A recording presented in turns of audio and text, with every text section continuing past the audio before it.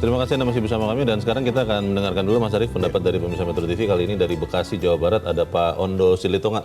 Pak Ondo, selamat pagi. Selamat pagi Bung Leo, selamat pagi Bung Arief. Selamat pagi Pak Ondo. Bagaimana Pak, ini kita bisa ya membabat habis mungkin sulit ya, tapi menekan premanisme menurut Anda bisa atau tidak Pak? Oh bisa dimitigasi.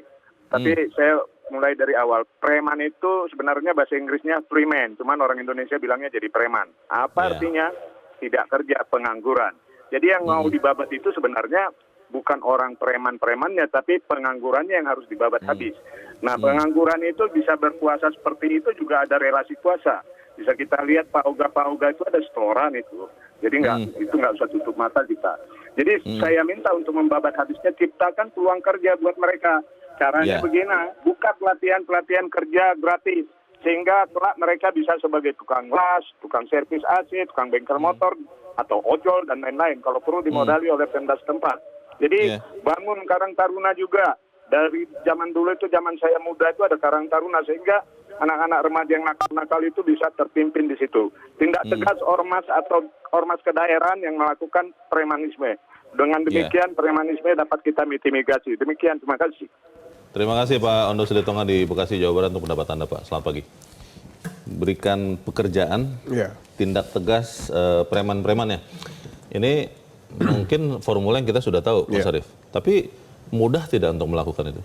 Saya pikir apabila pendekatannya adalah pendekatan textbook seperti ini, di saat kita memang harus memberikan pendekatan ekonomi seperti ini, saya pikir itu adalah salah satu formula besar yang kita harus lakukan. Karena kan kita tidak bisa menerka-nerka apa sih yang pada akhirnya membuat seseorang jadi preman yang paling enak dan paling bisa terformulasikan secara kebijakan kan itu.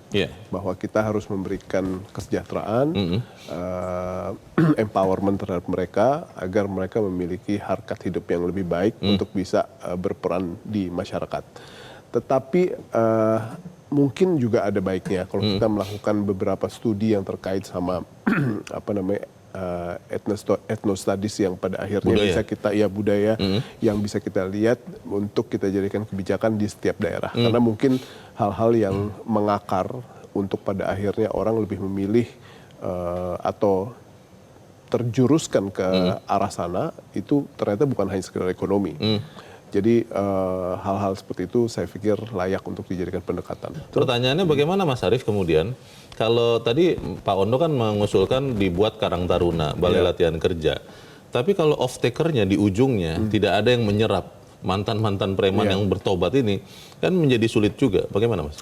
Ya, di saat kita sekarang sedang berjuang ya untuk menata kembali berbagai macam hal yang terkait seperti iklim investasi, ease of doing business, regulasi kita deregulate, lalu berbagai macam reintegrasi terhadap dari berbagai macam kebijakan.